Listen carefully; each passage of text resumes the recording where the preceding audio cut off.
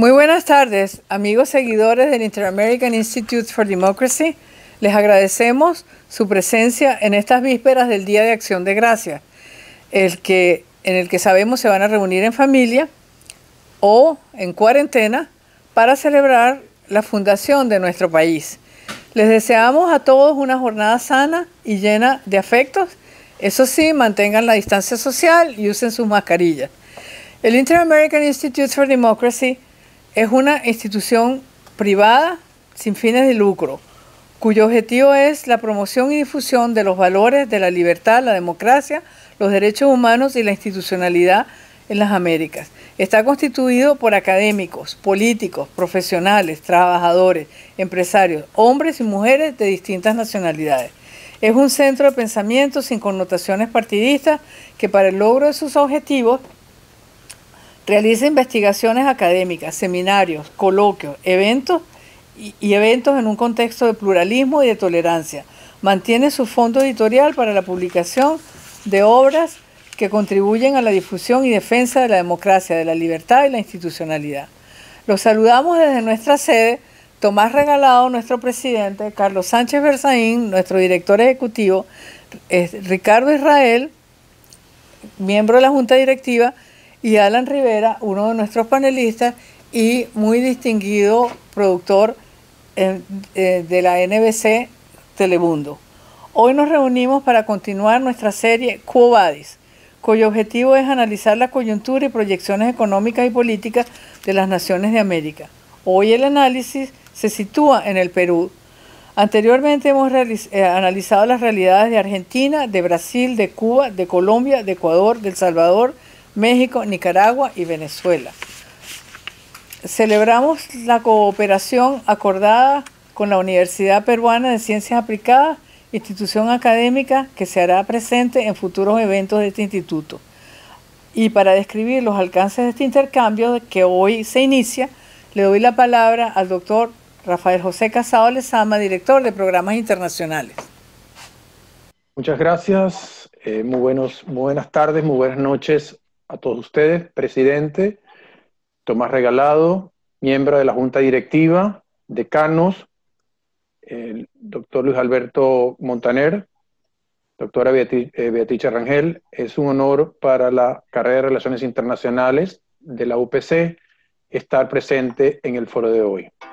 Nuestra intención desde el inicio de la carrera es comenzar a desarrollar y a estrechar lazos con instituciones como es el Instituto Interamericano para la Democracia, en aras de crear centros de pensamiento, centros de debate, los cuales coadyuvan a la labor que me encuentro desempeñando, cual es formar las generaciones de nuevos jóvenes en el mundo internacional, en esta carrera de relaciones internacionales. Es un gran honor para nosotros iniciar, participar hoy en el Quo Vadis Perú con este extraordinario elenco de extraordinarios participantes. Desde ya, las puertas de la carrera, las puertas de la UPC estarán abiertas para desarrollar otros proyectos conjuntos. Nuevamente, muchísimas gracias y le deseo el mayor de los éxitos en la actividad de hoy. Muchas gracias. Muchísimas gracias, doctor Casado. Corresponde hoy analizar la coyuntura política peruana y sus consecuencias para la estabilidad democrática de la región latinoamericana. El Perú se distingue por estar practicando las políticas económicas correctas desde hace 3 decenios. Esto se ha traducido en tasas de crecimiento que exceden las del resto de América Latina y que junto con Panamá alcanzaron durante un quinquenio seguido 2 dígitos, algo que no han logrado ninguna de las economías líderes del hemisferio, incluyendo a los Estados Unidos. Pero este crecimiento económico no parece haberse traducido en satisfacción con la democracia. El malestar ciudadano con la política se expresa en las encuestas de opinión, en Latino Barómetro y en la creciente fragmentación política que exhibe la nación peruana. Y en la medida que esto ocurre, la democracia se torna más ineficiente, abonándose así el terreno para mayor decepción política. Las operaciones limpieza en el ámbito de la corrupción han llevado a la cárcel o al suicidio a los expresidentes, dejando así el terreno libre a los nuevos liderazgos, pero también a la inestabilidad a corto plazo. Ha sido así como hemos visto sucederse en un solo mandato constitucional a 3 presidentes. Para comprender mejor los factores en juego y los escenarios que se están conformando, hemos convocado a un panel de estrellas. Contamos con la presencia de 2 decanos de la Universidad Peruana de Ciencias Aplicadas, el más laureado escritor de la comunidad hispana, un jurisconsulto estrella de Panamá, un destacado activista democrático y gran productor de documentales audiovisuales, y nuestro director ejecutivo. El foro contempla primero dos intervenciones marco a cargo de los doctores García Carrochano y Adriansen, decanos de la Universidad Peruana de Ciencias Aplicadas. Cada uno tendrá 6 minutos para realizar su presentación. Llegado el minuto 5, les haré conocer la inminencia del fin de su tiempo. Habrá también 4 intervenciones de 5 minutos por el resto de los panelistas. Llegado el minuto 4, se los haré saber. Y habrá una intervención de cierre de nuestro presidente Tomás Regalado, seguido de preguntas que haga el público. Luis Alfonso, y sin más, ahora voy a darle la palabra al decano de Derecho de la Universidad Peruana de Ciencias Aplicadas, Luis Alfonso García Carrochano. Nacido en Lima en 1968, es abogado por la Universidad de Lima, titulado con la tesis El Estado en el pensamiento de José de Riva, Agüero y Osma, aprobado con mención summa cum laude y recomendación de publicación. Tiene un máster en Derecho Internacional de la Universidad Complutense de Madrid. Se ha desempeñado como asesor jurídico en el Ministerio de Relaciones Exteriores.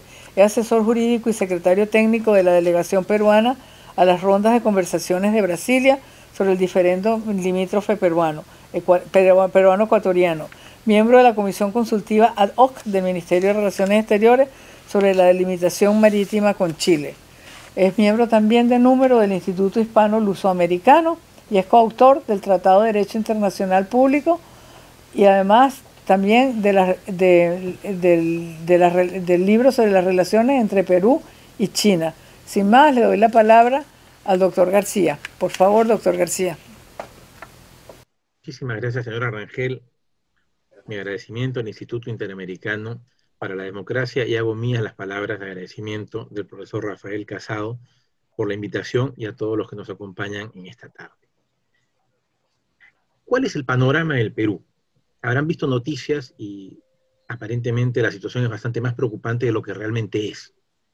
De lo que realmente es, no solamente en el momento, sino el problema es una cuestión de fondo. ¿Qué es lo que está sucediendo?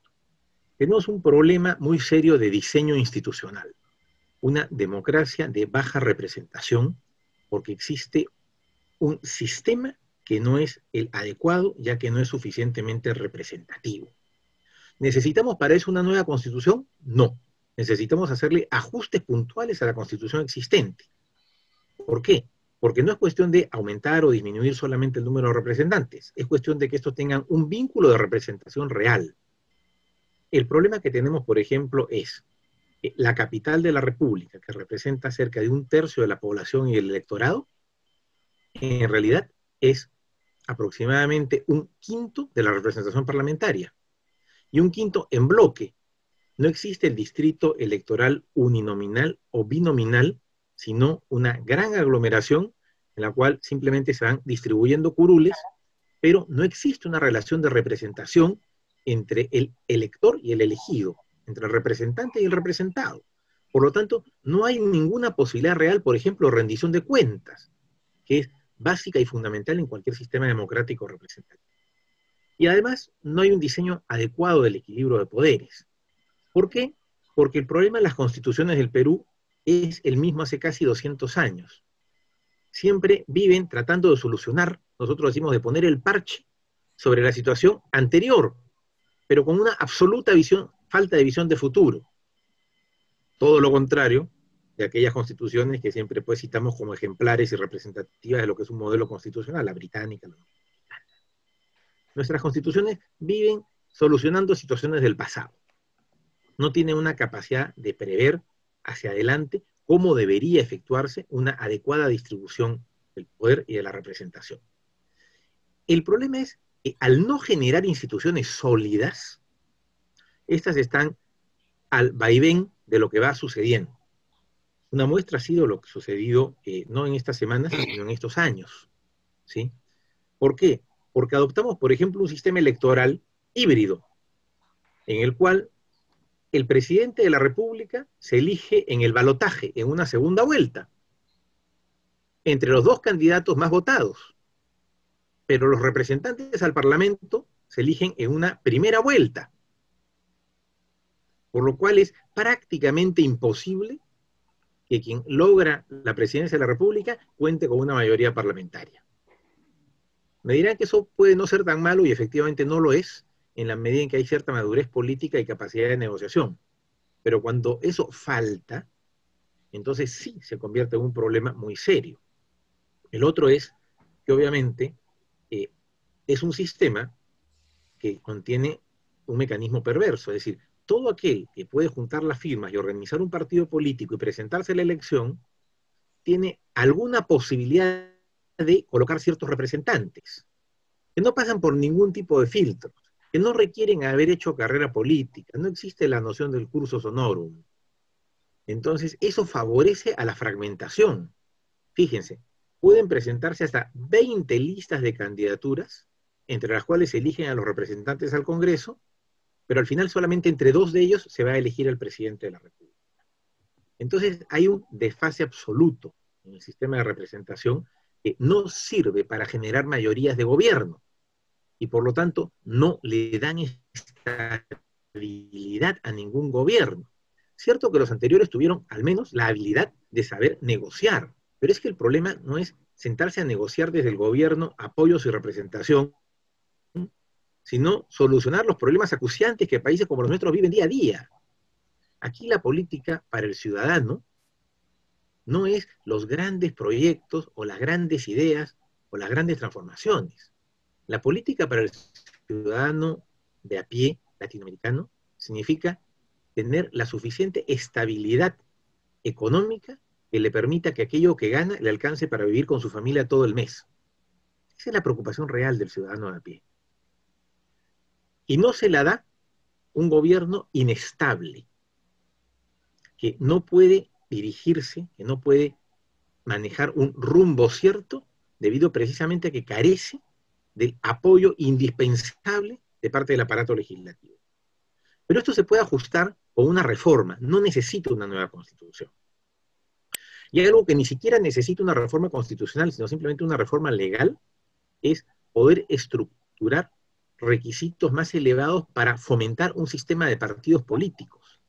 No tenemos partidos, tenemos franquicias que están en ocasiones sujetas al mejor postor y que sirven para vehicular ambiciones personales o de grupo de cara a cada elección. Pero hay un divorcio absoluto entre lo que es un sistema de partidos y lo que es nuestro sistema electoral. Carecemos, salvo excepciones contadas, de partidos antiguos, pero que además están en sus horas más bajas históricamente. Algunos tan antiguos como el APRA, que tiene nada menos que más de 90 años de historia a sus espaldas, y sin embargo no llegan a conectar con el ciudadano. Entonces hay discursos oportunistas, discursos populistas a través de franquicias que sirven para inscribir candidatos que, sin ningún tipo de filtros o de requisitos, con elecciones internas de muy dudosa representatividad o calidad, terminan colocando en el Parlamento, en la representación nacional, a personas con pocas o ninguna calificación. Claro, la protesta ciudadana dice que el Parlamento no los representa, pero el Parlamento que existe fue elegido por los ciudadanos, están allí porque fueron votados. De manera que, si no se sienten representados, entonces debieron pensar o meditar mejor su voto. Hay que educar al elector, pero esa es la labor que generalmente en las democracias cumplen precisamente los partidos políticos. No es la función del Estado. Entonces hay problemas de fondo que requieren un rediseño y un pacto político mucho más adecuado. No se trata únicamente de cambiar normas o de pretender grandes cambios normativos. Se trata de hacer ajustes. Doctor García, le queda un minuto. Sí, correcto. Y esa es la cuestión de fondo. Es decir, hoy día pretenden forzar una convocatoria de una asamblea constituyente que no va a resolver nada, va a complicar mucho más la situación. Lo que se necesita es garantizar un proceso limpio y transparente, y dentro de ese proceso un gran acuerdo político de todas las fuerzas, no solamente los partidos, que vaya hacia una reforma puntual de aquello que claramente no está funcionando. Y relativo a eso, hacer los cambios necesarios y oportunos. No son mágicos, tomarán el quinquenio próximo, pero necesitamos desarrollar una verdadera institucionalidad, porque la democracia sin instituciones es una ficción. El crecimiento económico sin instituciones es absolutamente falaz. Y esa es la situación que tenemos al día de hoy. Muchas gracias. Muchísimas gracias. Ahora le vamos a dar el derecho de palabra al doctor Carlos Adriansen, que es el decano de la Facultad de Economía de la Universidad Peruana de Ciencias Aplicadas. Es profesor de Política e Historia Económica y del doble grado de Economía Política, Filosofía y Leyes del programa UPC University of Arizona. Es miembro del Grupo de Opinión Económica de AmCham. Ha recibido la condecoración Hipólito Unanue del Ministerio de Economía y Finanzas peruano. Es doctor en Dirección de Empresas de la Universidad Politécnica de Cataluña y tiene estudios de posgrado en Economía y Negocios en las universidades de Boston, Quebec, Harvard y Pittsburgh. Adelante, doctor Adriansen. Cuando recibí la generosa invitación de opinar sobre el perfil económico del Perú en estos días, en una reunión llamada Quo Vadis, entendí claramente cuál era el mandato. ¿Hacia dónde nos lleva la evolución reciente? ¿Hacia dónde vamos como país? Bueno, soy economista y les cuento que lo que dijo Beatrice en la presentación es cierto.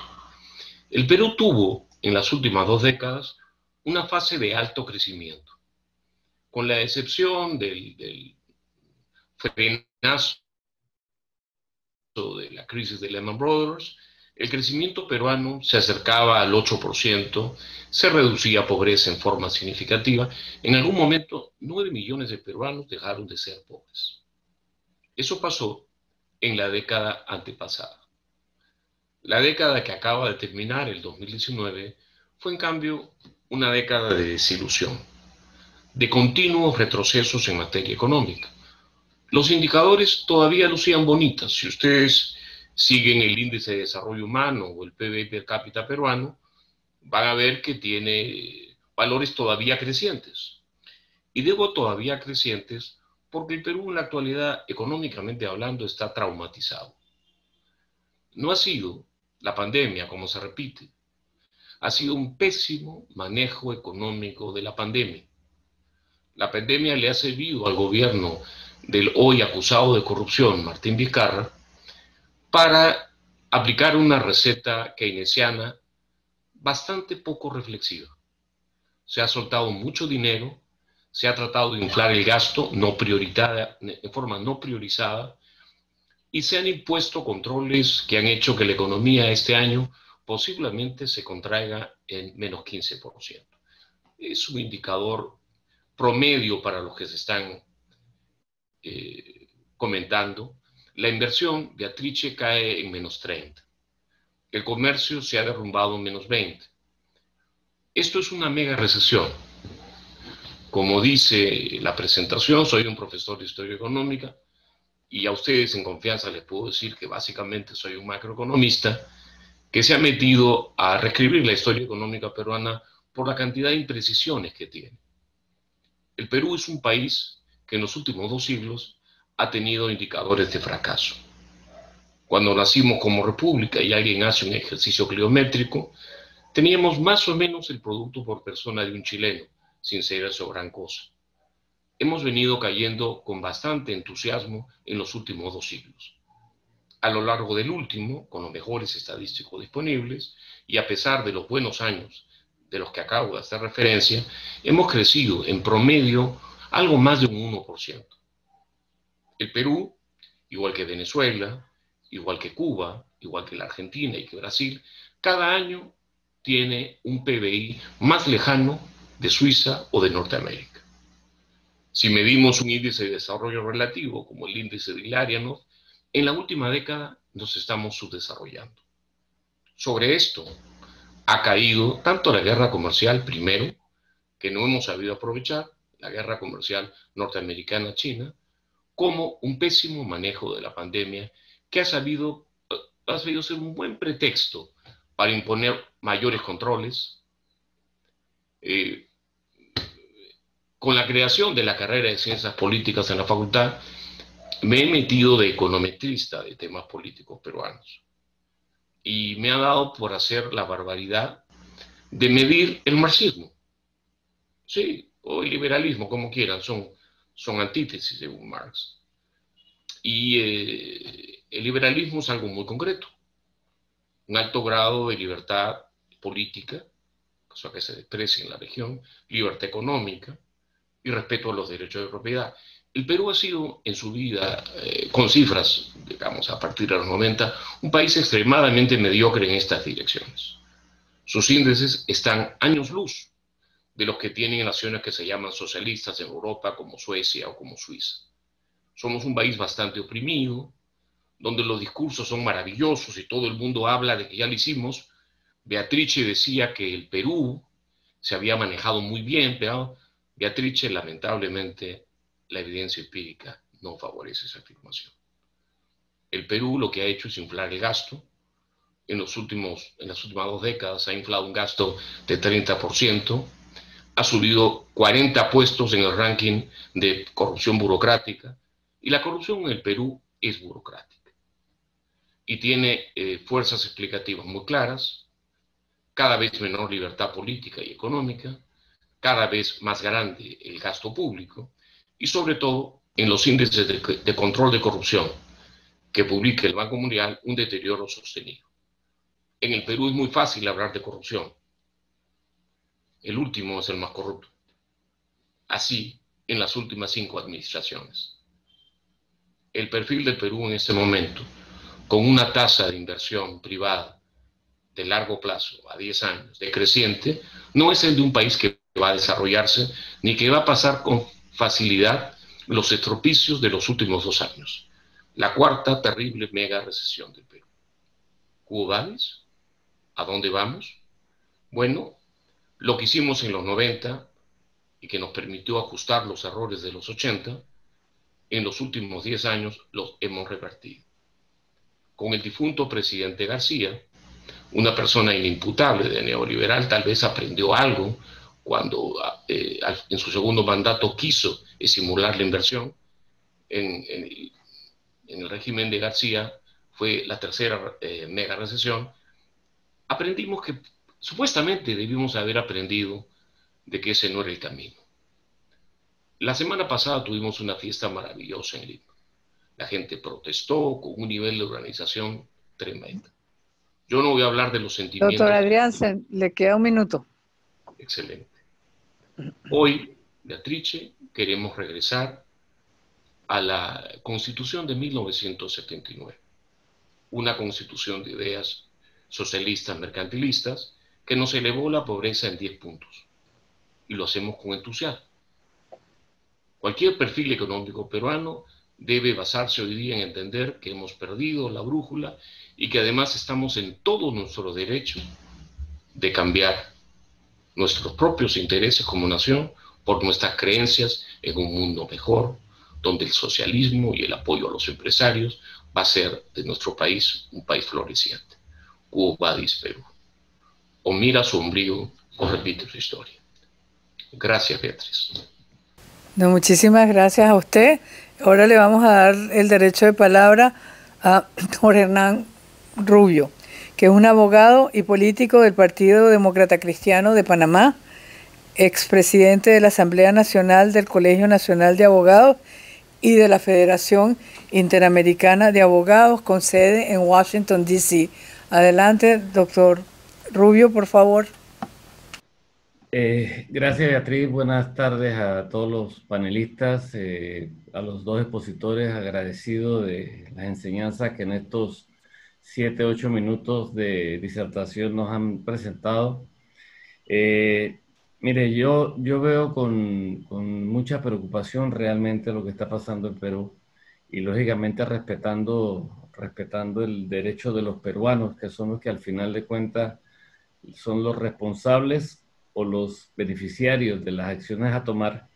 Pero sí veo con algo de preocupación esa diseminación que hay desde el punto de vista político cuando vemos o escuchamos desde afuera que una fuerza política que representa alrededor del 10% en el Congreso es la que ha tomado el control del país.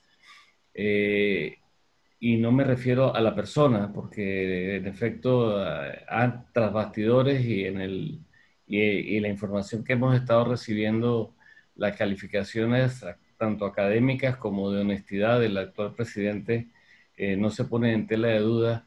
Pero la política es el arte de lo posible y el arte de lo posible es realmente lograr que las instituciones funcionen.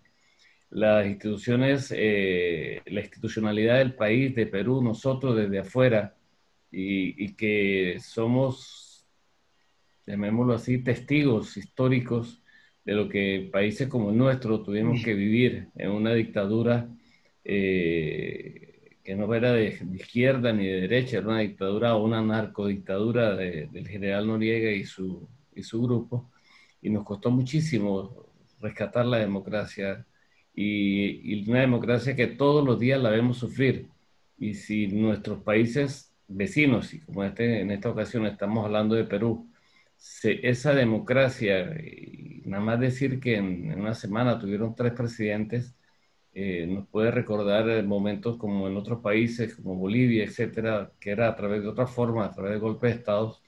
En el caso de Perú, si bien es cierto, se ha hecho conforme al derecho, valga la aclaración, no quiere decir que realmente la institucionalidad esté funcionando. No, yo sí creo que Perú requiere de ese pacto social que dijo el decano Luis García, y ese pacto social que involucre a todos los sectores, pero principalmente a lograr una formación de tipo político que vuelva a decir que hay ideologías, porque se puede decir que la actual presidenta del Senado o del Congreso, pues la califican de roja, al presidente lo llaman morado, porque creo que así se llama el grupo político, se cataloga el grupo político al que él pertenece, pero realmente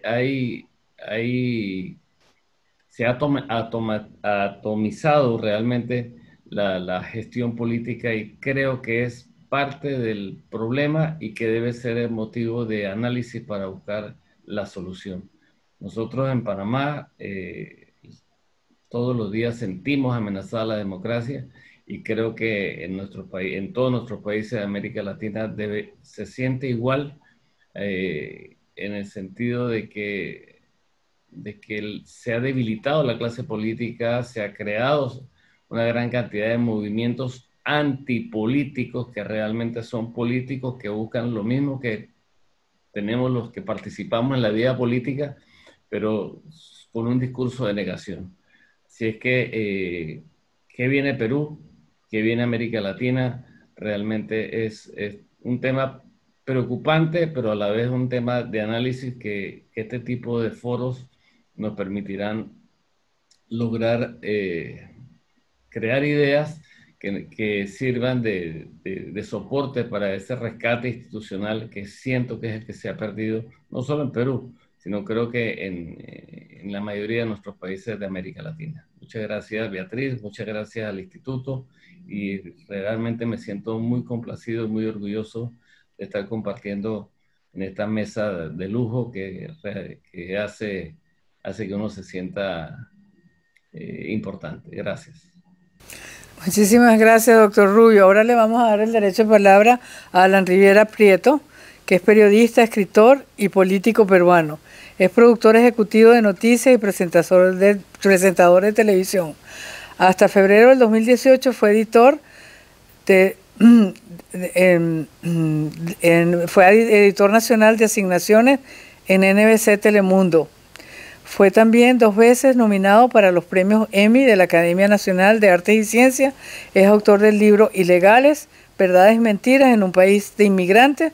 Su segundo libro, El chantaje, será publicado en México en junio del 2021.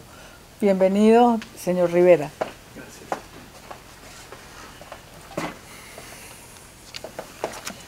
Muy buenas noches a todos. Muchas gracias por la invitación. Es para mí un honor estar compartiendo este foro con tan distinguidos contertulios. He escuchado atentamente lo que han dicho los anteriores expositores y me parece que debiéramos incidir en dos puntos fundamentales. Uno de ellos es el tema de la democracia, si es que la democracia realmente se está respetando y está funcionando en el Perú, para saber a dónde va el Perú. Y en segundo lugar, dentro de ese sistema democrático que nosotros queremos fortalecer como una institucionalidad que permanezca en el tiempo y que permita la gobernabilidad del país, ¿qué papel y qué rol cumplen los partidos políticos? Y también, en tercer lugar, ¿hacia dónde va la economía del Perú también? El doctor Carlos Adriancén ha dicho claramente que en los últimos 10 años hemos retrocedido todo lo que se pudo avanzar en las últimas 3 décadas en el país. Sobre todo desde el año 2006 al 2011 el Perú creció en un promedio de 8% anual. Y posteriormente, cuando ingresó el gobierno de Ollanta Humala, un gobierno de izquierdas, empezó a caer el crecimiento del país. Y luego con el gobierno de Pedro Pablo Kuczynski, que con ese presidente duró solamente 1 año y medio, y después vino Martín Vizcarra, se siguió cayendo en el crecimiento del Producto Bruto Interno, hasta llegar al momento actual en el que probablemente, como ya lo ha dicho el economista Adriancén, vamos a caer probablemente más del 15%. Entonces estamos en una situación en la que vemos que en la última década hemos retrocedido lo que se ha podido avanzar en los 20 años anteriores a ellos. Y es que tenemos una democracia donde no se respeta el equilibrio de poderes, donde no hay solamente 3 poderes, el ejecutivo, el legislativo y el judicial, sino que también tenemos el poder, el cuarto poder, bien conocido, que es la prensa, y yo soy periodista y lo puedo decir. Y también tenemos otro poder, que es el poder de las encuestadoras, que aliados a la prensa se convierten en una manipulación permanente de la opinión pública. Ya no se hacen los fraudes electorales como se hacían antes, en los cuales se robaban actas, se perdían ánforas y en los cuales se contaba mal de repente el voto. Eso ya no se puede hacer porque hay veedores. Pero un fraude electoral o una manipulación electoral comienza con la manipulación de encuestas. Y conocemos que las encuestadoras se equivocan mucho últimamente. Y se vienen equivocando, por ejemplo, como se equivocaron con la reelección de Alberto Fujimori en el año 2000, en el cual daban como ganador a Alejandro Toledo, pero 4 horas después, las encuestadoras cambiaron sus resultados a boca de urna y dijeron que se equivocaron, que no, que había ganado Fujimori. Posteriormente descubrimos los peruanos que nos habían hecho un fraude electoral. Y los fraudes electorales, repito, comienzan con la manipulación de la opinión pública. Y es muy fácil manipular a la opinión pública cuando se tiene el manejo de una encuesta que le dice a uno que tal o cual líder político está ganando una elección y a la hora de la votación los porcentajes son muy, muy diferentes. Ahí se está manipulando a la opinión pública. Y los medios de comunicación también. En las marchas que hemos visto en los últimos días, y yo sé que no es popular lo que voy a decir, ha habido mucha manipulación. Jamás he visto en mis 40 años de conciencia, porque tengo 56, y en mis 25 años de periodista, una manipulación tan burda como se ha hecho en los principales medios de comunicación del Perú. En radioprogramas, en Canal N, en América Televisión, en El Comercio, en Perú 21, en El Trome. Diarios que pertenecen, por supuesto, a un grupo de poder económico manejado por José Graña Miró Quesada, involucrado y culpable de delitos en el caso Lavajato, dueño de Graña y Montero, empresa de la que fue gerente una de las que son ahora ministros del presidente Francisco Sagasti. Entonces, ¿de qué estamos hablando? No nos engañemos. Aquí hay una manipulación del sistema político de grupos de una falsa izquierda que no son demócratas, no respetan las reglas de juego. Es como que yo le plantee a ustedes jugar ajedrez y decirle, hey, usted no puede mover el caballo así ya. No. Oye, pero hay unas reglas de juego. No, pero ya el caballo ya no se mueve así, ahora se mueve asá. Y yo sí puedo mover el caballo como quiero. Y entonces empiezan a manipular las reglas, porque la democracia, señores, es un fin en sí mismo. Es lo que nos permite la libertad. Yo no tengo ningún problema en discutir un tema con una persona de extrema izquierda o de extrema derecha. Yo me considero un hombre de izquierda democrática. No tengo ningún problema. Pero si respetan las reglas de juego. El problema de nuestra democracia es que no se respetan las reglas de juego, en que hay poderes que no forman parte del equilibrio de poderes real que debe haber entre ejecutivo, legislativo y judicial, en que se manipulan las reglas de juego para poderle ganar al adversario y se manipulan la información para poder manipular al pueblo. Entonces sí es cierto que había mucha indignación, y hay mucha indignación en el pueblo peruano. Por supuesto que la hay, porque hemos visto tantas promesas que no han sido cumplidas. Pero también jamás había visto yo a colegas periodistas asusando a la gente a salir a la calle a protestar, y hasta médicos que son conocidos aquí en Estados Unidos, como el doctor Huertas, diciendo que la gente podía salir a protestar sin temor a contagiarse, porque en una protesta, muchas gracias, en una protesta no hay tantos contagios. Y entonces se movilizó a la gente a salir a la calle, la justa indignación del pueblo peruano. ¿Para qué? Para derribar al señor Merino, que había sido constitucionalmente electo por el Congreso porque correspondía a esa sucesión constitucional. Y paradójicamente, esa prensa que obedece a intereses económicos, que dijo que el presidente Merino era impuesto de manera autoritaria y que era un dictador, de repente con el señor Francisco Sagasti, que ahora sí le gustó, ahora sí él es un presidente democrático. Entonces tenemos que comenzar en el Perú por sincerar el discurso, por decir quién es quién en el Perú, quiénes respetan las reglas de juego y quiénes no las respetan.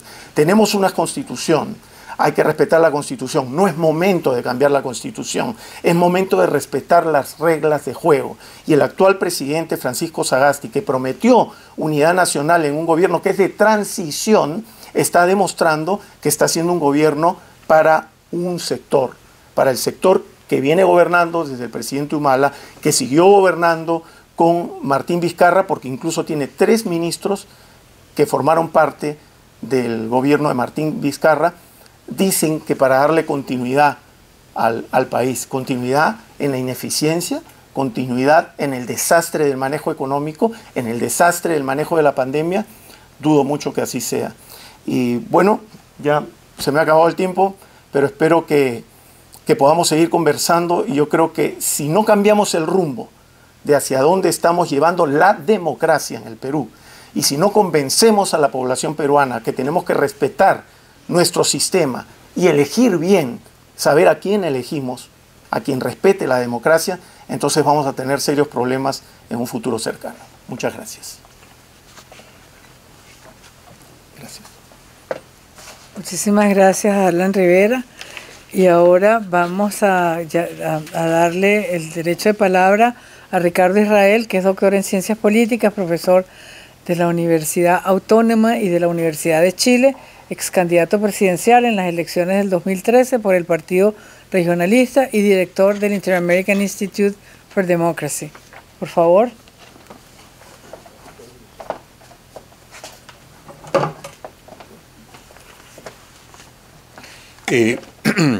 Muchas gracias al Instituto, a su presidente,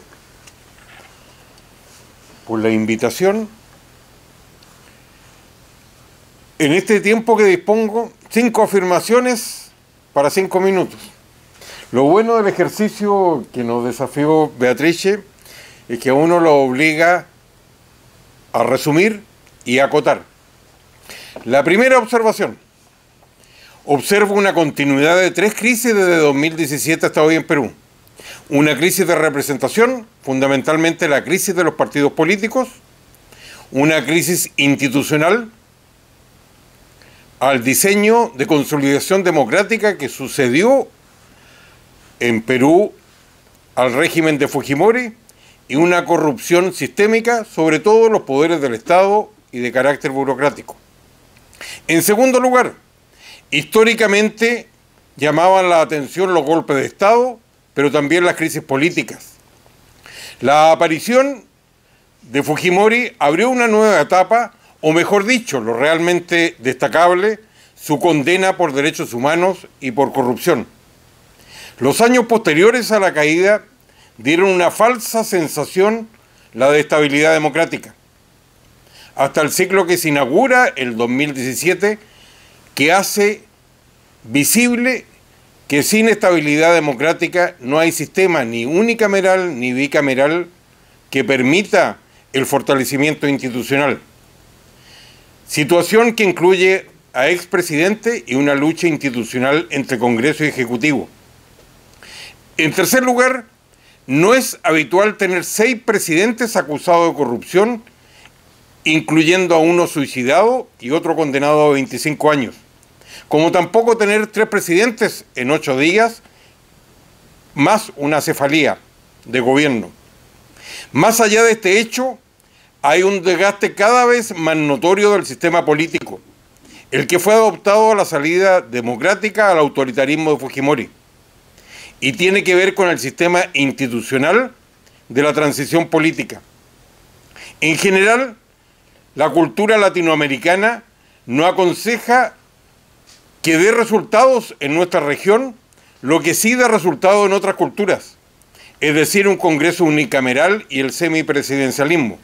Ambos elementos peruanos muy presentes hoy día en el debate constitucional en Chile.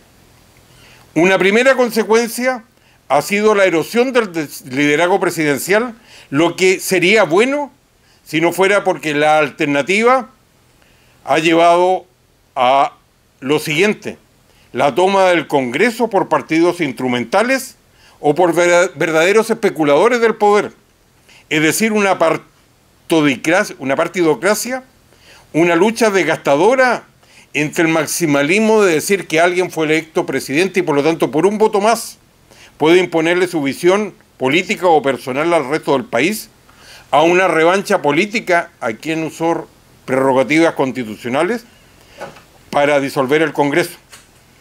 El gran desafío para el presidente Sagasti fue mencionado en su primer discurso como presidente, que recuerda el primer discurso de Valentín Paniagua. La tarea era devolverle la confianza a la ciudadanía y la pregunta es ¿cómo?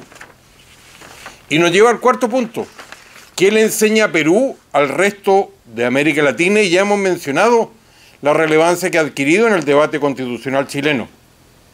Lo primero es que no funciona el sistema sin mayoría en el Congreso o la posibilidad del presidente, como ocurre en el parlamentarismo, como máxima autoridad política, a disolver el Congreso sin una causal constitucional y para evitar una crisis política. La necesidad que el sistema funcione apoyándolo con sinceridad y no para utilizarlo en beneficio propio. Muy difícil con lo que muestra Perú y toda la región y otros países del mundo también. La muy baja legitimidad de los partidos políticos y en general de la clase política. Agreguémosle atajar y combatir la explosión populista y el maximalismo de las redes sociales. Ello pasa por no poner solo el acento en representantes, sino lo que es un problema de la democracia en toda la región latinoamericana: la falta de interés por parte de los representados en buscar ser representados mejor que lo que existía o someter a un test a un minuto. En un minuto, lo que me falta. ¿De qué estoy hablando al colocar el acento no solo en los electos, sino también en los que eligen, en el tema de la calidad de la democracia? Desafío pendiente para Perú y para América Latina, que se ha centrado en el tema de la transición a la democracia, y Perú también es expresión de un fenómeno moderno, ya que basta observar las manifestaciones que siguieron a la deposición del presidente Vizcarra. Es el fenómeno de la plaza pública, muy presente no solo en la Revolución Francesa, sino también en la política global del siglo XXI. La Plaza Tahrir en Egipto, la Maidán en Ucrania, el Occupy Wall Street en Estados Unidos, la Plaza Baquedano en Chile. En el caso de Perú, y se hermana con esto en Chile, no solo hay nostalgia de izquierda, sino sobre todo, y esto es lo más interesante, malestar de clase media por el decrecimiento económico ante la dificultad para ingresar a la sociedad de consumo. Se unen ambos países en el crecimiento económico por algún periodo, algunos años, y también un retroceso político, lo que explica que sea una sucesión de estallidos más que uno solo. Y por último, y como conclusión, 3 elementos.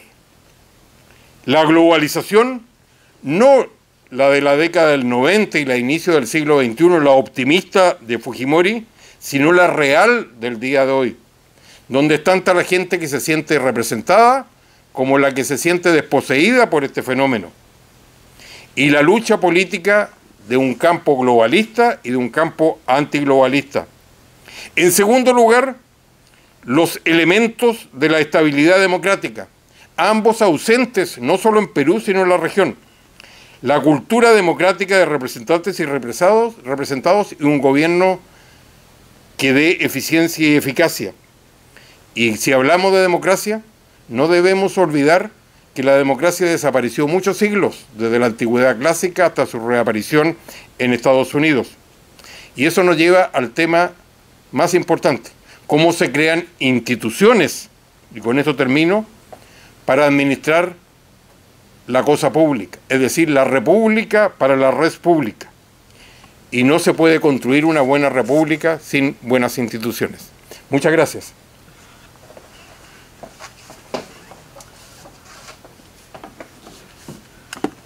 Ahora le vamos a dar el derecho de palabra a Carlos Alberto Montaner, que es el más prolijo escritor de la comunidad hispana, autor de más de 30 libros, incluyendo sus memorias. Carlos Alberto lleva además en su corazón el dolor del destierro y el afecto solidario hacia todos aquellos latinoamericanos que lo sufren. Carlos Alberto fue presidente del Inter-American Institute for Democracy. Tienes la palabra, Carlos Alberto. Gracias, Beatriz. Bueno, a mí me ha encantado escuchar básicamente a los representantes de la UPEC, que es una universidad a la que tengo una vinculación muy especial. La crisis en Perú es realmente tremenda. Alfredo Barnechea, el ensayista y ex candidato a presidente del Perú por el Partido de Acción Popular, fundado por el arquitecto Fernando Belaúnde Terry, acaba de sacudir a la sociedad peruana con su renuncia a buscar la jefatura del Estado. En un país en el que nadie renuncia a nada y en el que hay más de 20 candidatos a presidente, eso es de agradecer, especialmente por las razones que Barnechea lo hizo. El grueso de la estructura de Acción Popular se negó a cumplir las promesas de campaña a los jóvenes atraídos al partido por la figura de Barnechea.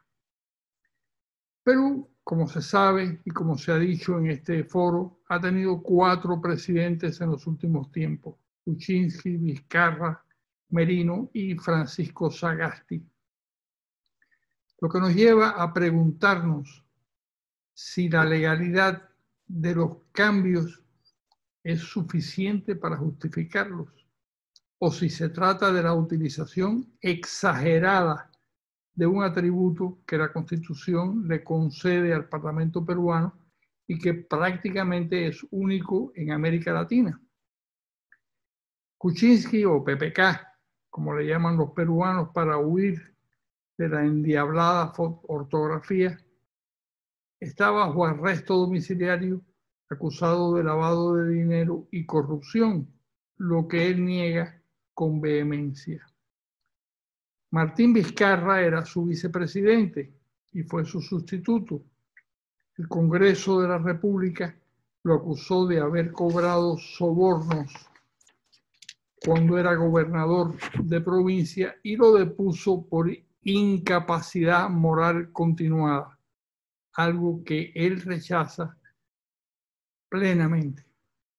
Fue sustituido por Manuel Merino, presidente del Congreso, pero duró pocos días en el cargo. Hubo 2 muertos y decenas de heridos en las manifestaciones populares en su contra y se vio obligado a renunciar. Le tocó el turno de gobernar a Francisco Sagasti, un hombre que se autocalifica como de centro y al que le había tocado sustituir a Merino como presidente del Congreso. Tiene la paradójica ventaja de ser un outsider, un recién llegado a la política y que no ha figurado anteriormente en el Parlamento, que es una de las instituciones más desprestigiadas del país y del mundo entero.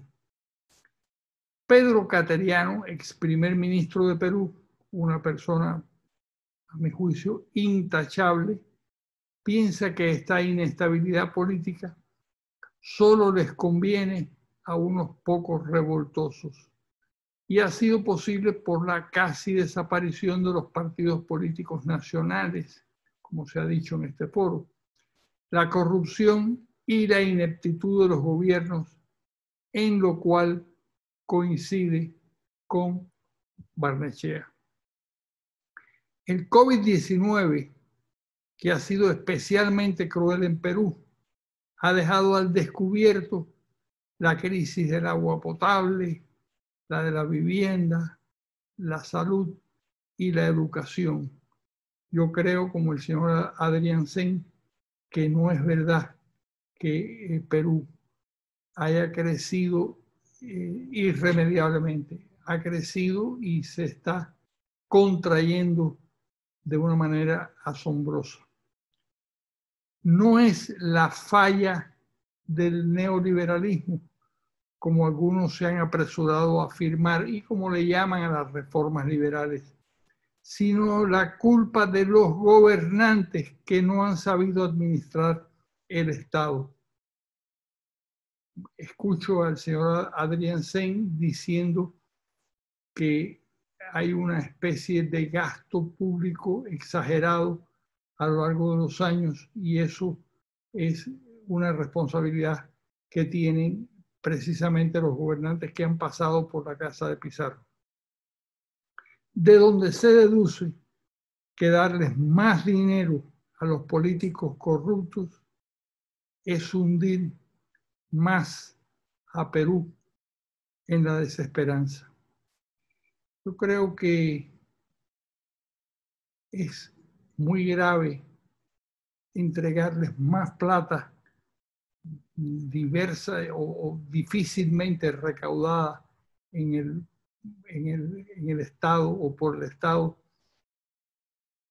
y entregarles ese dinero a las personas que lo han dilapidado o que se lo han robado o que han hecho cosas indebidas o que han malversado esos recursos. A mi juicio, ese es el más grave de los peligros que tiene Perú en este momento. Es decir, que la reforma sea contraria a la que necesitan los peruanos. Muchas gracias. Muchas gracias, Carlos Alberto Montaner. Y ahora vamos a tener las reflexiones de Carlos Sánchez Berzaín, que es el director ejecutivo del Inter-American Institute for Democracy. Es doctor en Derecho, tiene una maestría en Ciencias Políticas, ha sido 5 veces ministro en Bolivia y es un asesor, un asesor político de fama internacional. Adelante, don Carlos.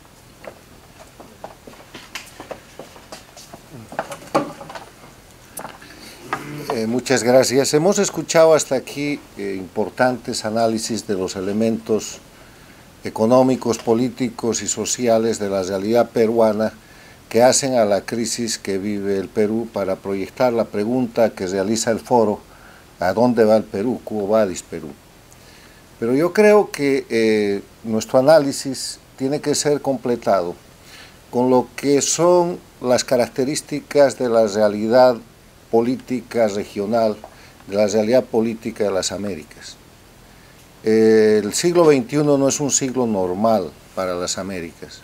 El siglo XXI es un siglo que está influido por la irrupción de un proceso en principio denominado populista, después calificado como socialismo del siglo XXI y hoy conocido como castrochavismo, que está liderado por la dictadura más antigua de la región, la dictadura de Cuba, que ha agregado el número de dictaduras entre los países latinoamericanos, incorporando a Venezuela, incorporando a Nicaragua, incorporando a Bolivia y ampliando en determinado momento una forma de gobierno autoritario y de permanencia casi indefinida en el poder, al Ecuador con Rafael Correa, al Brasil con Lula y Rousseff, a los 12 años de kirchnerismo en la Argentina, que ahora han regresado con Fernández Kirchner, y a la presión a las democracias de la región.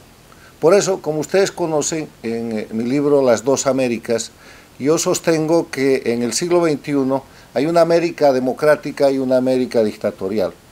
Que la América democrática es la América en la cual están los países que cumplen con los parámetros que establece la democracia: Estado de Derecho, división e independencia de poderes, temporalidad en el mando, elecciones libres y limpias, rendición de cuentas, aceptable sistema de justicia. Pero que hay una otra América, que es la América dictatorial, que hoy día se llama castrochavismo por sus organizadores Castro y Chávez, que irrumpe agresivamente en el escenario político internacional y que el año pasado, el año 2009, ha hecho una proclama de una consigna pública internacional a través de su instrumento político, el Foro de Sao Paulo, que se reunió primero en La Habana y después en Caracas, Venezuela, estableciendo que había que llevar adelante un proceso de intromisión en las Américas, que después sería llamado por Diosdado Cabello una brisita bolivariana y que sería celebrado por el dictador de Venezuela, Nicolás Maduro, como lo que es la expansión del socialismo del siglo XXI. Y que el año 2019 produjo en el Ecuador, en octubre, un golpe de Estado fallido al gobierno del presidente el presidente ecuatoriano, Lenín Moreno, que genera de una u otra manera un proceso de inestabilidad en Chile, que muestra una América que con coronavirus de por medio, que no es un dato menor, genera el retorno de la dictadura en Bolivia este año, genera o presenta un proceso de inestabilidad en el Perú y que hace unos pocos días presenta una estabilidad violenta en Guatemala. Si hay tanta inestabilidad en la región, ¿será nomás que el Perú tiene este tipo de síntomas que ustedes han descrito? ¿Y qué de Chile? ¿Y qué de Bolivia, que acaba de perder lo poco de democracia que estaba recuperando?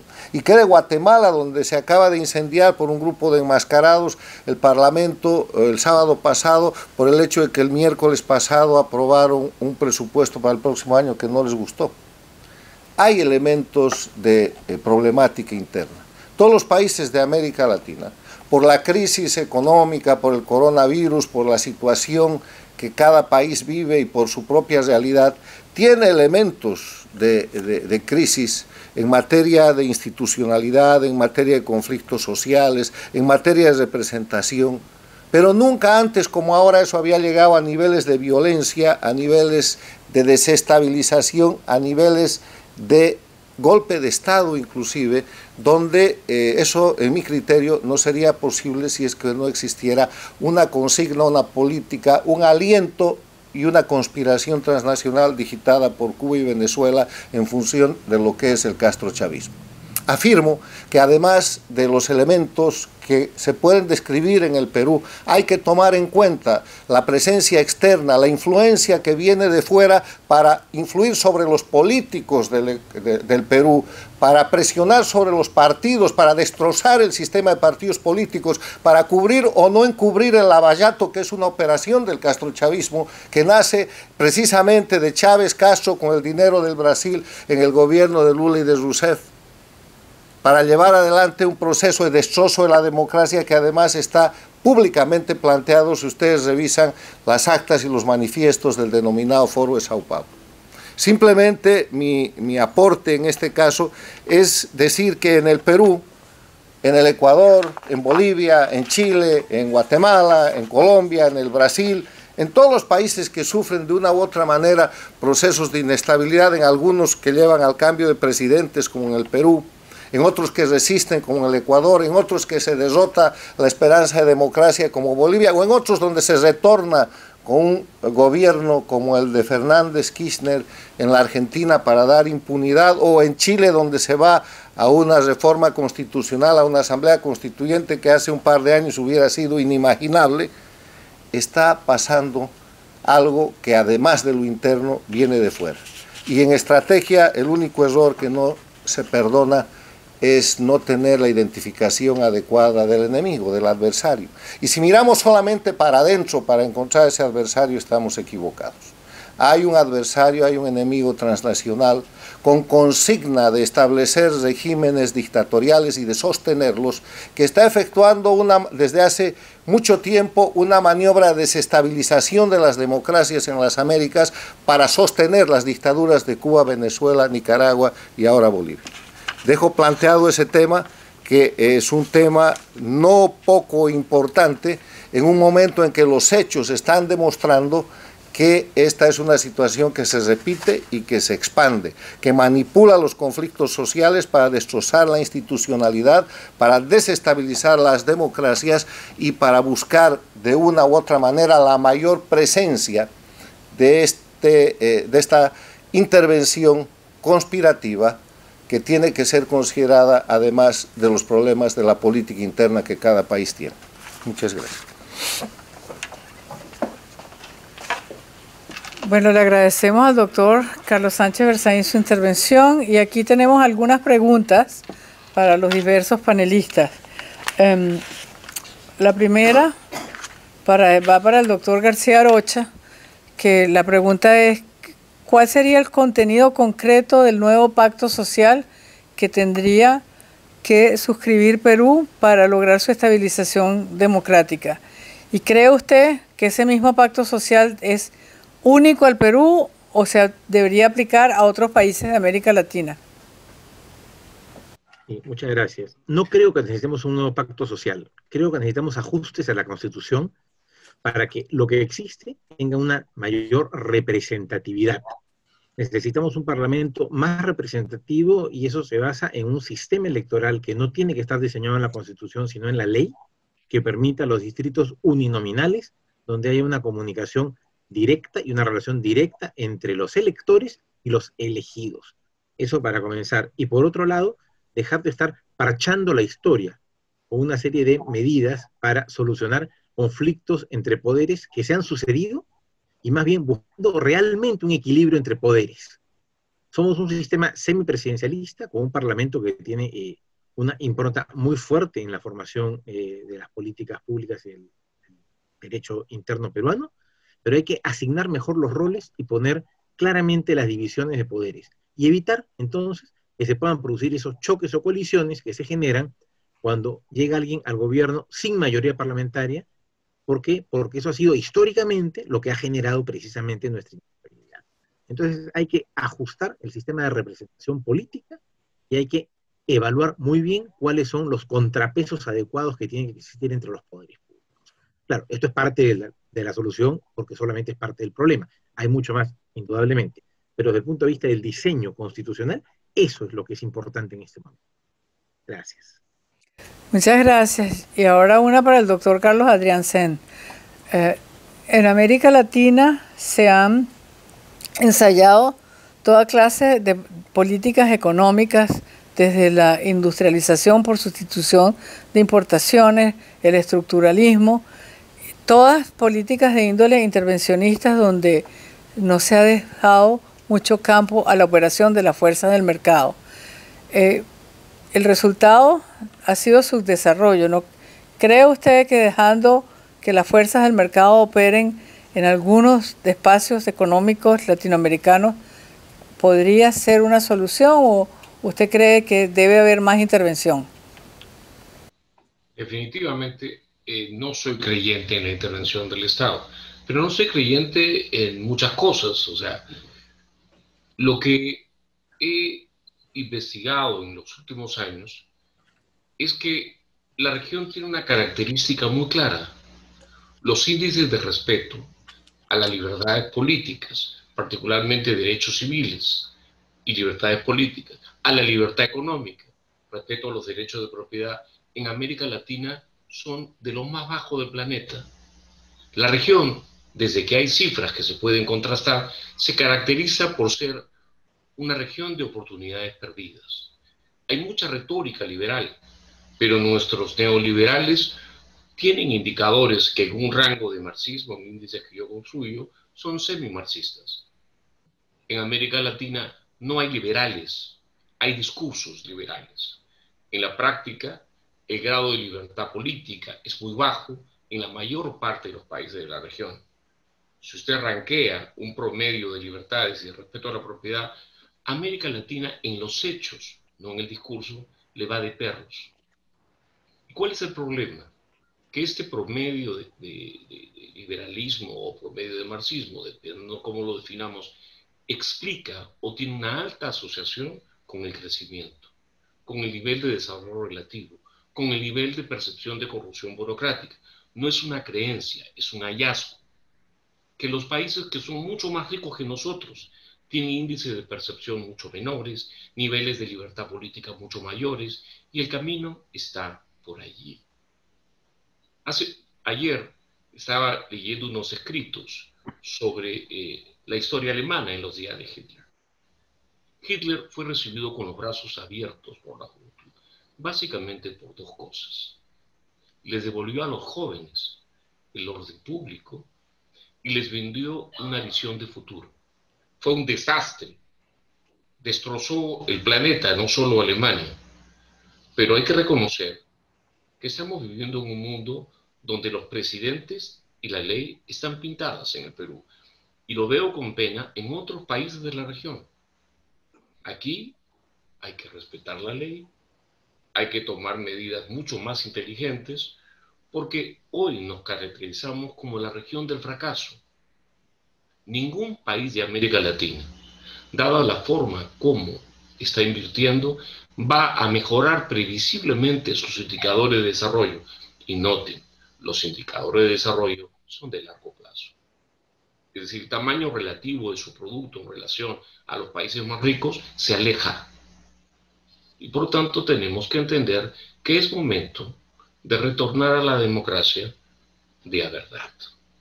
Y la democracia no es will of the people. Democracia es república. Y lo primero que va a acabar todas estas andanadas del Foro de Sao Paulo es orden público con sentido de futuro. Algo habría que haber aprendido de ese asesino despreciable. Obviamente, no seguir toda la parte fea de su receta. Muchísimas gracias. Ahora tenemos una pregunta para el doctor Carlos Sánchez Berzaín. ¿Qué rol juegan las élites y los grupos políticos internos en la posible penetración por parte del castrochavismo de las democracias latinoamericanas?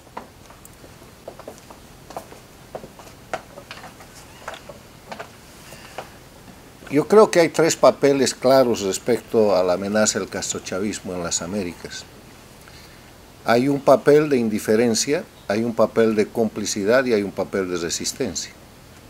El papel de indiferencia es el papel de aquellos grupos que creen que todo se reduce a la política interna y que de esa manera ayudan a facilitar la penetración del castrochavismo. Este no es un problema en el que podemos hablar de Cuba y Venezuela, esto es el Perú. No, no, esto es el Ecuador, ¿saben? Esto es Chile. Aquí no hay ningún inconveniente externo. Este es un problema entre chilenos o este es un problema entre guatemaltecos. Y eso es un reduccionismo que facilita la penetración de un conjunto de crímenes de conspiración transnacional públicamente anunciados, públicamente además celebrados. Se llama brisita bolivariana, y si los presidentes, los poderes legislativos, los sistemas judiciales de las democracias en América Latina no pueden ver eso, entonces no pueden ver nada. Hay un segundo papel que es un papel de complicidad, hay oposiciones funcionales, hay traidores a la patria que están dispuestos a permitir el ingreso del castrochavismo. Acaba de suceder en Bolivia, una oposición que ha permitido, junto con un gobierno que debió ser de transición y que se quedó en interinato y se volvió de continuidad, ha permitido el retorno pleno a la dictadura, fraude electoral incluido y corrupción de por medio. Cada país puede ubicar lo suyo. En el Perú sabrán ustedes quiénes están más cerca del proyecto castrochavista que otros. En el Perú se ha intentado varias veces alinear al Perú completamente al proyecto del socialismo del siglo XXI y nunca lo han logrado al completo, pero han estado muy cerca, con gobiernos como el de Ollanta Humala y con gobiernos como el del propio Toledo. Y el otro es la gente que resiste. Y la gente que resiste, los líderes políticos que resisten, tienen el inconveniente del extraordinario poder de un proyecto transnacional que tiene prensa, que tiene muchísimo dinero, que tiene el respaldo además de grupos vinculados al narcotráfico, porque el castrochavismo es el articulador de los narcoestados que existen en la región, que son precisamente Venezuela, Cuba, Bolivia y Nicaragua. Entonces, lo que hay que hacer en esta dinámica es potenciar el análisis de la realidad para identificar el enemigo externo, además de los problemas internos, porque lo que hace el enemigo externo es exacerbar los problemas internos para no buscar solución, sino para destrozar el sistema institucional y establecer en el corto plazo su propio sistema. Es lo que empezaron haciendo en Bolivia el año 2002-2003 con el golpe de Estado, y después establecer una dictadura que lleva 15 años. Es lo que empezaron haciendo en la Argentina con el que se vayan todos, destrozando el sistema político, y pusieron 12 años en un gobierno de Kirchner que ahora ha regresado con Fernández Kirchner. Es lo que hicieron en el Ecuador para llevar 10 años de correísmo, que ahora corre el riesgo de retornar con las elecciones del 7 de febrero próximo, donde, al estilo Argentina, al estilo Bolivia, tienen sus delfines para disimular y después dar impunidad al dictador que está prófugo, condenado y perseguido. Yo creo que el Perú tiene la gran ventaja de que no ha caído en el tema del socialismo del siglo XXI, que no ha sido controlado absolutamente como otros países por el castrochavismo, pero está en ese límite y hay que mirar el nivel de participación de esta conspiración transnacional en los recientes eventos del Perú, y ustedes, conforme los analicen, van a ver que es muy alto y creciente.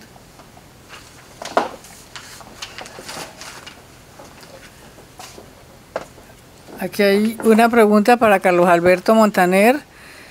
¿A qué atribuye usted esa extraordinaria longevidad del régimen castrista, que además ha logrado penetrar otros países y seguir batallando dentro del continente americano? Muchas gracias, Beatrice. Bueno, yo realmente creo que Cuba, una de las características políticas de Cuba es la resistencia al cambio. Resistencia al cambio que en la década que en el siglo pasado, en el siglo XIX, perdón, en el siglo XIX hizo que Cuba no se incorporara a la revolución bolivariana, sino que terminara en el 1980 o 1898 o en 1902, empezara su república. Yo me imagino que eso tiene alguna importancia en este asunto, en la longevidad del sistema. Por otra parte, el gobierno cubano se caracteriza por ser una copia del modelo soviético. Y el modelo soviético es muy difícil de lograr. Perdón.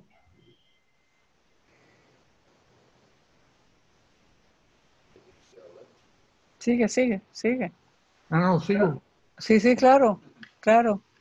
Bueno, no, te decía, Beatrice, o le decía a la persona que hizo la pregunta, que hay una posibilidad de copiar el modelo soviético y que Cuba la ha utilizado. Cuba ha seguido muy de cerca el modelo de control soviético, y hay que pensar que ninguna dictadura del mundo soviético, del mundo del este, fue destruida como consecuencia de una revolución, sino fue lo más cercano a eso fue lo que ocurrió en Polonia. Pero en general, yo creo que los cubanos se resistieron en los años 60 hasta el año 66, que resistieron, hubo miles de fusilados, miles de muertos, y después se acostumbraron a obedecer, y yo creo que llevan mucho tiempo en esa timidez de los grupos que ya no se enfrentan al gobierno, salvo 2.000 o 3.000 personas que tienen el valor de enfrentarse a la dictadura, pero que no son precisamente ni los más inteligentes ni los mejores de la sociedad, ni mucho menos. Muchas gracias. Aquí tenemos una pregunta para Alan Rivera. Preguntan, en la mayoría de los países de América Latina, los grupos de medios son muy contados. En su opinión, la ausencia de competencia tiene algo que ver con el control y la manipulación.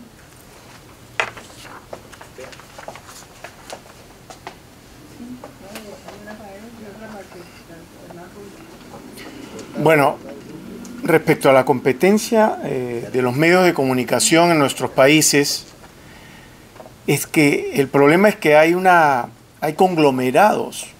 Yo puedo hablar de Perú. En Perú mencioné en mi exposición que un solo grupo, hay dos grupos principales que manejan medios de comunicación, el Grupo El Comercio y el Grupo La República, también el Grupo RPP. Y entonces todo eso, cuando hay una concertación de voluntades para favorecer una determinada tendencia, entonces no hay una libertad de prensa específicamente. Nuestro expositor Carlos Berzaín tiene razón cuando dice que esto es una corriente latinoamericana que busca dominar a los países bajo determinado concepto ideológico. Y ese es el problema.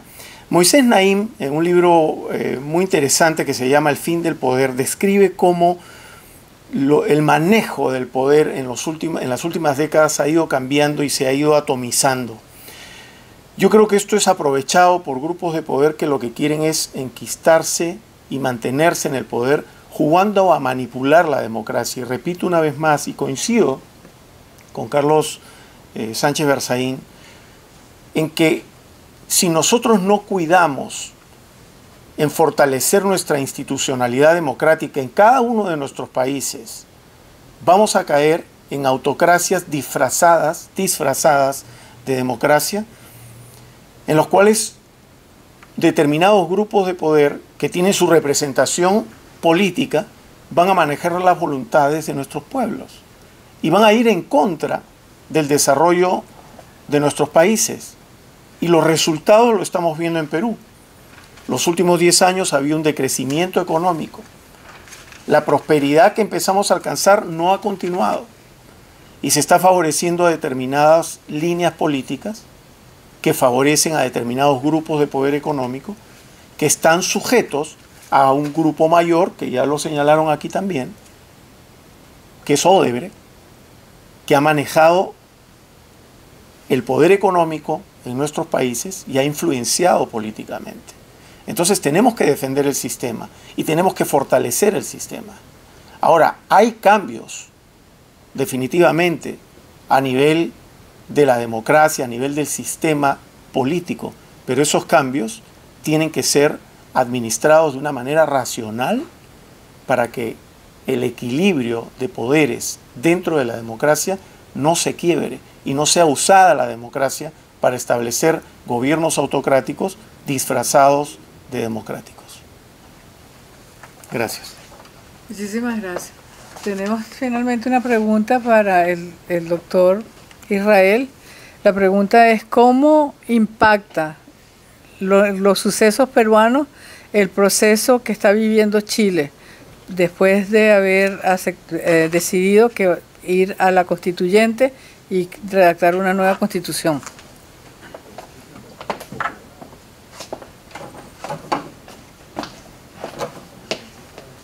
En un mundo de comunicación horizontal, fundamentalmente por la rapidez de circulación gracias al Internet de las comunicaciones y de las redes sociales, creo que así como en determinados momentos se hermanaron mucho en su política internacional y en su estrategia de desarrollo Perú y Chile, y así como Perú ha influido en el debate que ha tenido lugar en Chile, y hoy día en la última etapa que está desarrollando la virtual insurrección que se vivió en Chile, que es hacer renunciar al presidente electo hace un par de años, Sebastián Piñera, creo que a cambio de eso, Chile ha influenciado el debate peruano en un tema que no estaba en la agenda pública hasta donde lo sé, que es el tema de una asamblea constituyente y la redacción de una nueva constitución o el regreso a la constitución del 79.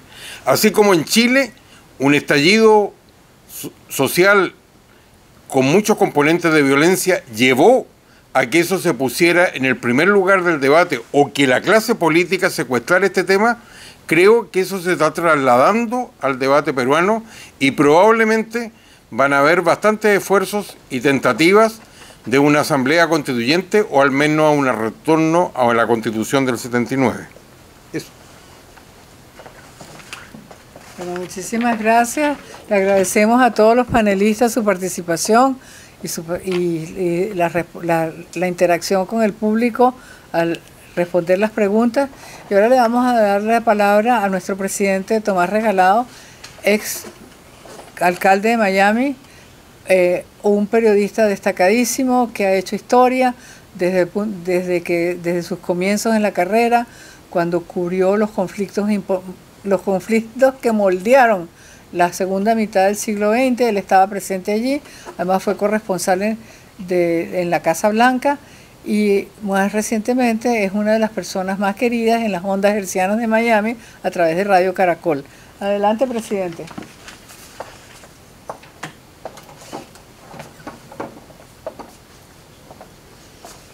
Muchísimas gracias a todos ustedes, gracias Beatriz, gracias a nuestro director ejecutivo, gracias a los panelistas. Si uno fuera a aplicar la teoría del vaso medio lleno y el vaso medio vacío, diríamos, si lo viéramos de una forma pesimista, que lo que hemos escuchado esta tarde-noche es realmente desolador no solamente para Perú, sino para la América Latina, incluyendo ya Cuba, que en unos días cumple 61 años de dictadura, como mencionaba Carlos Alberto Montaner. Pero si lo vemos medio lleno, hemos escuchado muchas soluciones, hemos escuchado que se han dicho cosas que sí se aplicaran.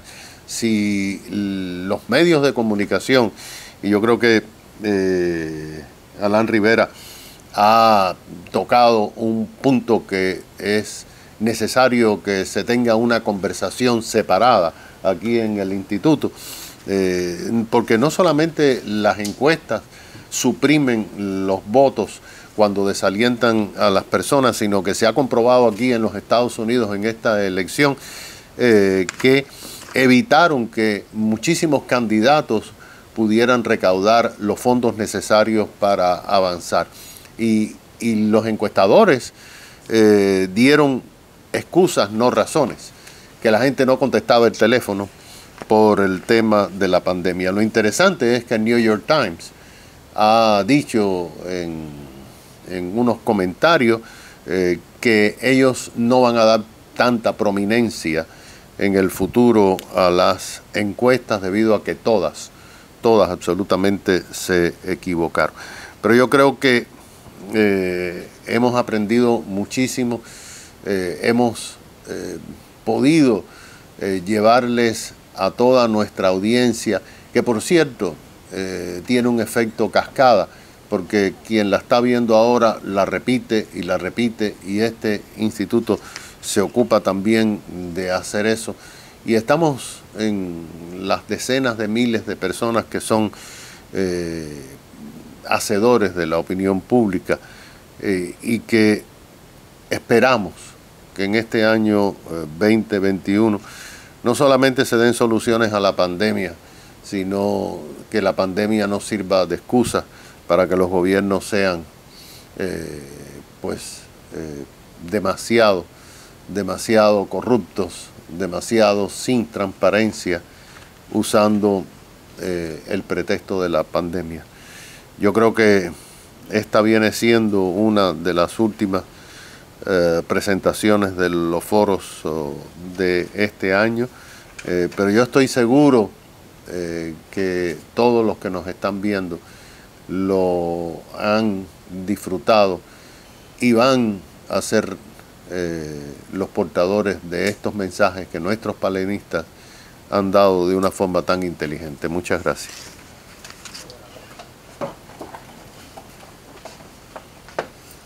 Bueno, damos por terminado este foro Quo Vadis Perú, agradeciéndole muy especialmente su contribución a la Universidad Peruana de Ciencias Aplicadas. Seguimos adelante con nuestra programación para la semana que viene y la otra semana antes del receso de Navidad. Muy buenas noches y muchísimas gracias por estar con nosotros.